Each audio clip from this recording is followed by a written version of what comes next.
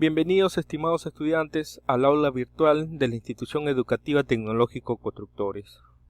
El día de hoy vamos a desarrollar el área de Ciencias Sociales, el curso de Historia del Perú para el aula máster con la sesión 1, que corresponde a las reformas borbónicas, parte 1 y 2.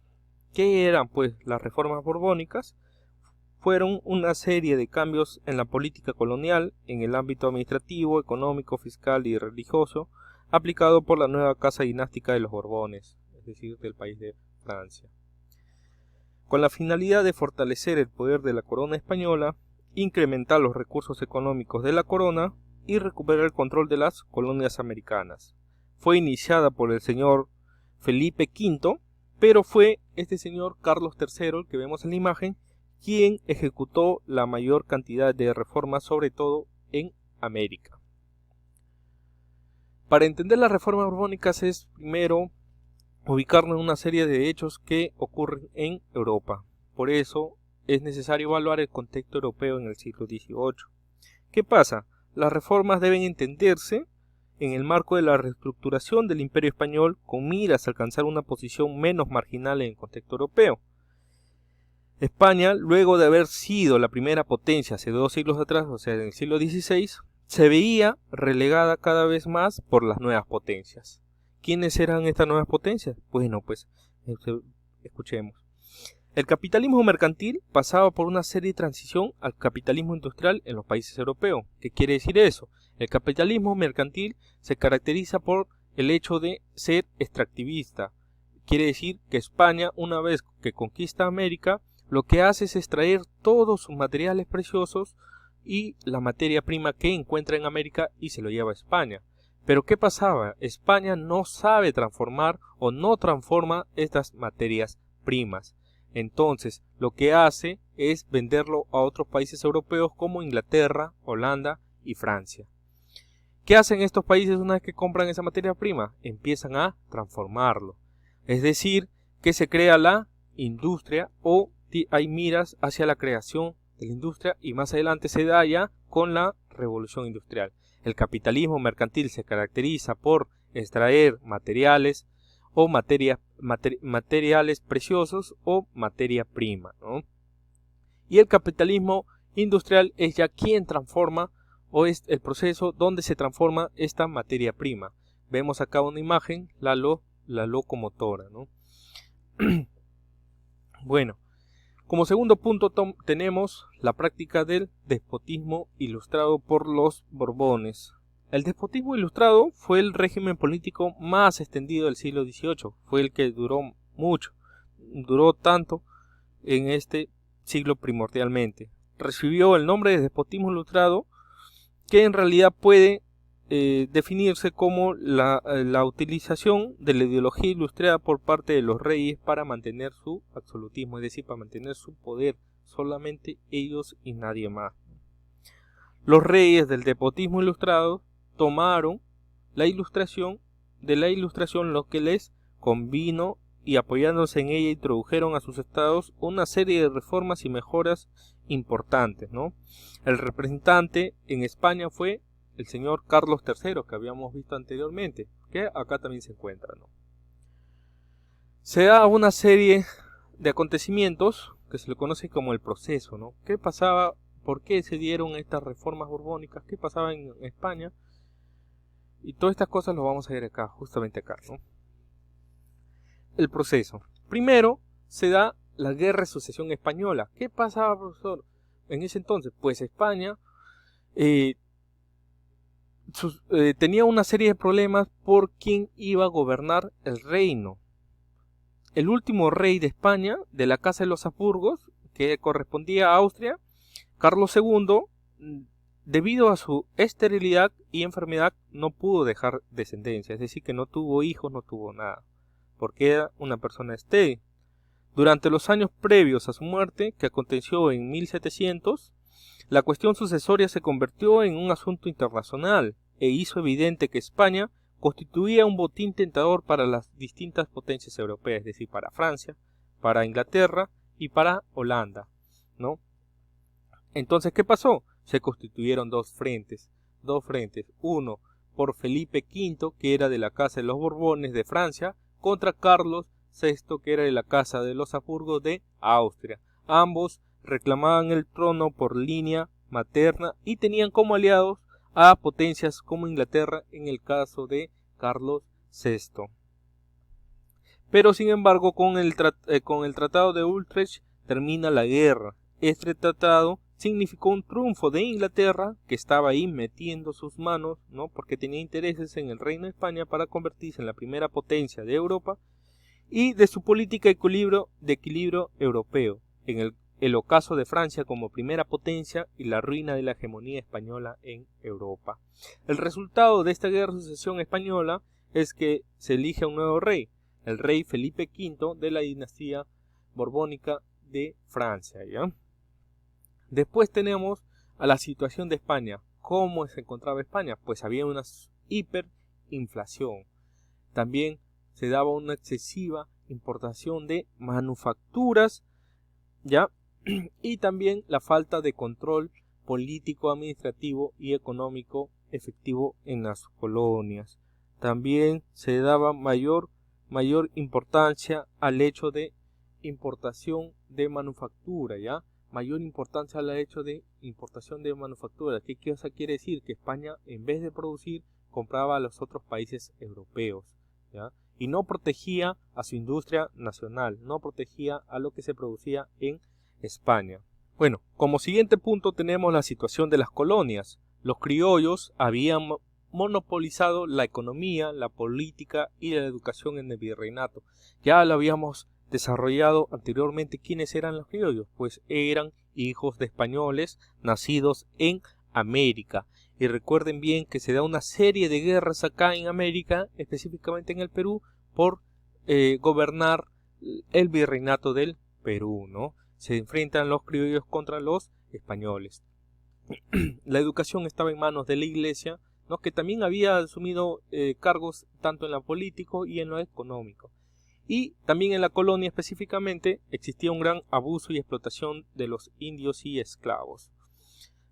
Y específicamente ya entrando al tema, se da una serie de reformas en América, ¿no?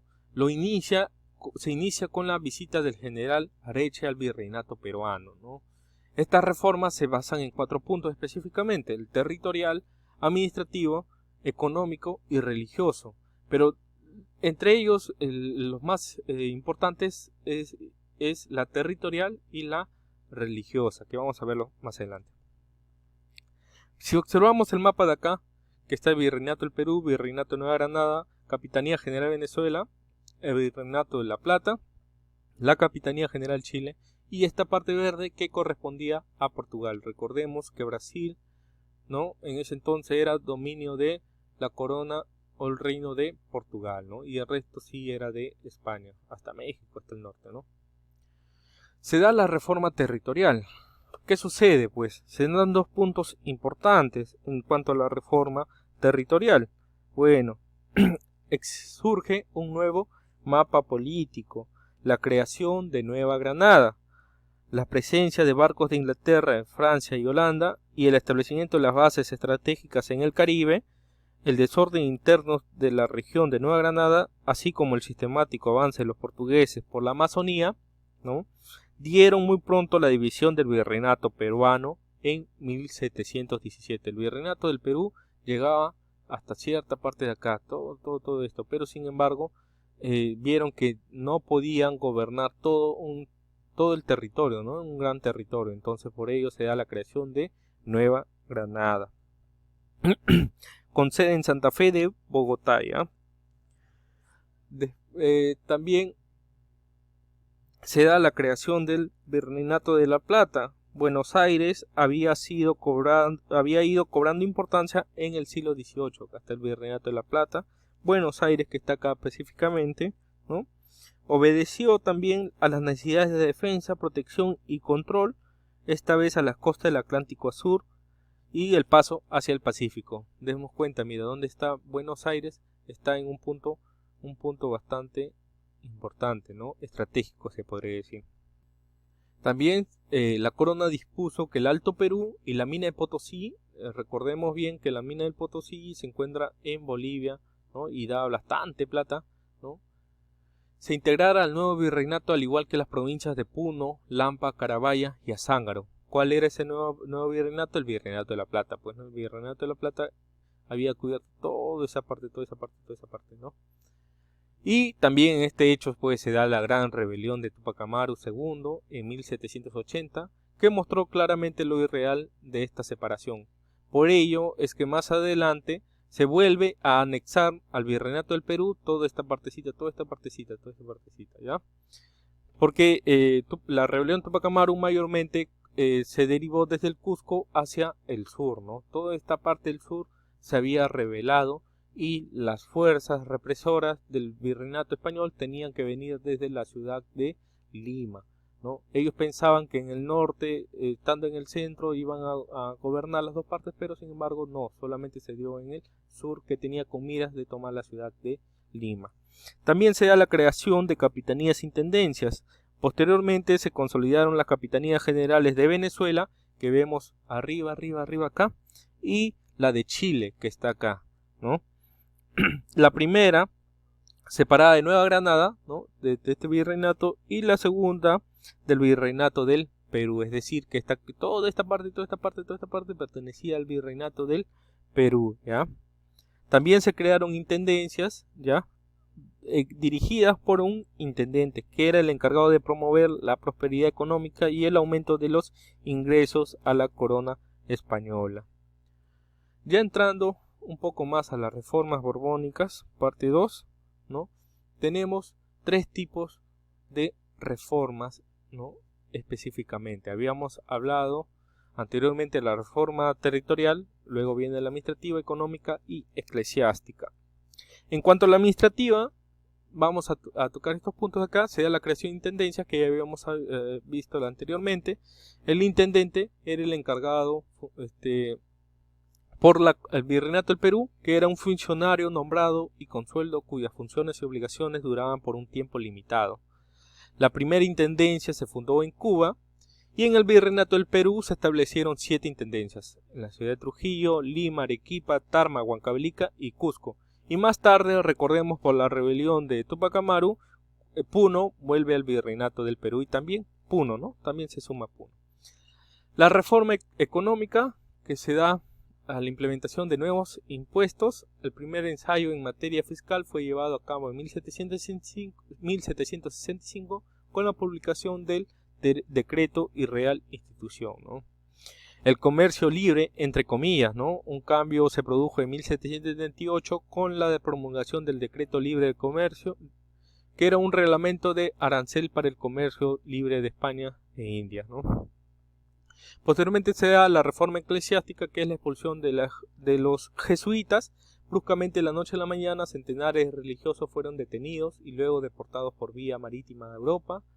Las causas de la expulsión surgen unos pretextos que se dieron, que consistía en la presunta rebeldía de los religiosos jesuitas de las colonias ante las modificaciones limítrofes, ¿no? Recordemos que los religiosos también tenían injerencia o poder en lo político y económico, ¿no? La ejecución del destierro, bueno, pues se da la primera expulsión o expedición de destierro, se verificó el 27 de octubre, ¿ya? Por última parte tenemos a este señor que es muy importante, el virrey del Perú, Amat Iyuniec, ¿ya? Este señor continuó la reconstrucción de Lima, que inició el virrey conde de Superunda después del trágico terremoto de 1746 que dejó devastada la ciudad. Su objetivo era convertir a la capital del Perú en una de las ciudades más hermosas y seguras de América. Por ello realiza unas ciertas de obras. Entre las más destacadas tenemos la Plaza de Toros de Hacho, el Paseo de Aguas, el Coliseo de Gallos, la Alameda de los Descalzos, el Real con Victoria de San Carlos, que se convierte en la Universidad de San Marcos, la iglesia de las Nazarenas y las torres de la iglesia de Santo Domingo. En el Callao se comunó la impresionante fortaleza de Real Felipe, que serviría más adelante para la guerra contra España. Qué curioso, ¿no? Bueno, eso es todo por el tema de hoy, ¿no? Esperamos en la siguiente sesión y traten de revisar su libro también traten de resolver las preguntas del libro. Hasta pronto, un gran abrazo a cada uno de ustedes, cuídense, no olvidar el lavado constante de manos